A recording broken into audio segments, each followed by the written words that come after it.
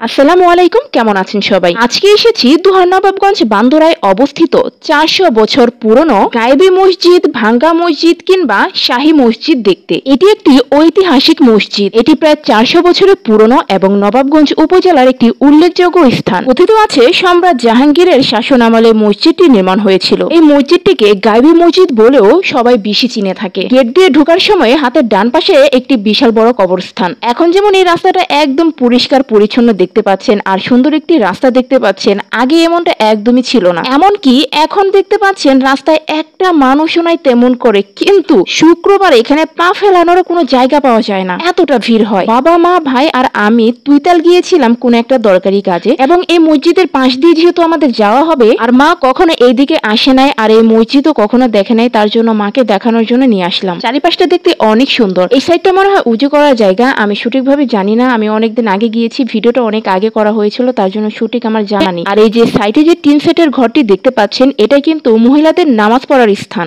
এখন এই গায়েবী মসজিদ সম্পর্কে কিছু বলি। প্রায় 50% জমির উপর 3 গম্বুজ বিশিষ্ট মসজিদটির অবস্থিত, যার মূল ভবনটি মাটির উপরে এবং 2% জমির উপর নির্মিত। মসজিদের সৌন্দর্য বৃদ্ধির জন্য নির্মাণ করা হয়েছে প্রায় 165 ফুট উচ্চত একটি মিনার। মিনারটি ঢাকা দক্ষিণের সবচেয়ে বড় মিনার বলে জানা যায়। এই মসজিদকে কেন ভাঙ্গা মসজিদ কিংবা গায়েবী মসজিদ বলা হয়? ধারণা মতে আনুমানিক 1615 সালে সুবেদার ইসলাম খান চিশতি মসজিদটি নির্মাণ করেন। 1610 সালে ভারতবর্ষে মুঘল বংশের দিল্লি সম্রাট জাহাঙ্গীরের সুবেদার ছিলেন ইসলাম খান চিশতি। ইসলাম খান বিভিন্ন প্রয়োজনে দিল্লি থেকে যমুনা নদী দিয়ে, নৌবিহার দিয়ে, পাবনা হয়ে, পদ্মা নদী পাড়ি দিয়ে, মানিকগঞ্জ হয়ে ইসামতি নদী দিয়ে ঢাকায় যাতায়াত করতেন। সে সময় রাত যাপন ও ইবাদত করার জন্য নদীর পাড়েই মসজিদটি নির্মাণ করেন। কালের বিবর্তনে ইসামতি নদী ভাঙতে ভাঙতে উত্তর দিকে চলে যায়। তখন মসজিদের পাশে কোনো বসতি ছিল না, পুরো এলাকায় ছিল ঘন বনাঞ্চল। 1880 সালে হিন্দু জমিদার এইসব বনাঞ্চল পত্তন নেন। তখন থেকে হিন্দুরা বসতি স্থাপন করার জন্য বনাঞ্চল কাটা আরম্ভ করেন। বন কাটার সময় হঠাৎ দেখতে পান একটি মসজিদ, যার উপরের কিছু অংশ ভাঙ্গা। তখন থেকে এই মসজিদের নাম হয় ভাঙ্গা মসজিদ বা গায়েবী মসজিদ। এবং অনেকের মুখে এটাও শোনা যায় কেউ নাকি গভীর রাতে এই মসজিদটিকে নির্মাণ হতে দেখেছিল, আর দেখে ফেলার কারণেই নাকি এই মসজিদ পুরোপুরি নির্মাণ করা হয়নি। আর এই মসজিদ নির্মাণ করার সময় যা যা যন্ত্রপাতি লাগে সেই যন্ত্রপাতিও নাকি এই মসজিদের ভিতরে ছিল।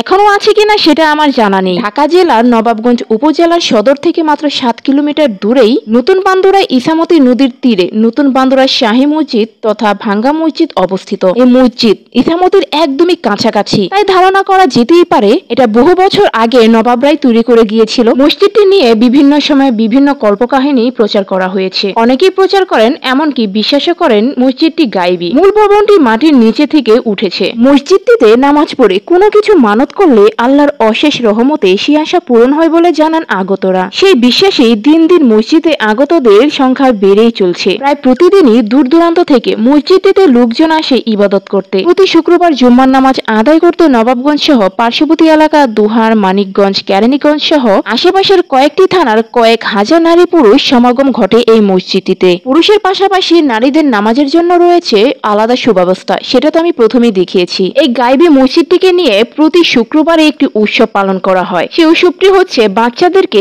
মুখে সিন্নি বা মিষ্টি মুখ করানো। এই মসজিদে আমি প্রথম গিয়েছিলাম 2013 সালে। আমার বড় ফুপুর নাতিন, মানে আমার ফুফাতো ভাইয়ের মেয়ে, এবং আমার ছোট ফুপুর ছোট মেয়েকে মুখে সিন্নি দেওয়াতে নিয়ে গিয়েছিলাম। এবং আপনারাও আল্লাহর উপর বিশ্বাস করে এই ভাঙ্গা মসজিদ কিংবা গায়েবী মসজিদে এসে ইবাদত করে আপনাদের মনের ইচ্ছে বা মনের দুঃখ সকল কিছুই আল্লাহকে জানাবেন, যাতে করে আল্লাহ আপনাদের সকল মনের ইচ্ছে পূরণ করে এবং আপনাদের কষ্ট দূর করে দেয়।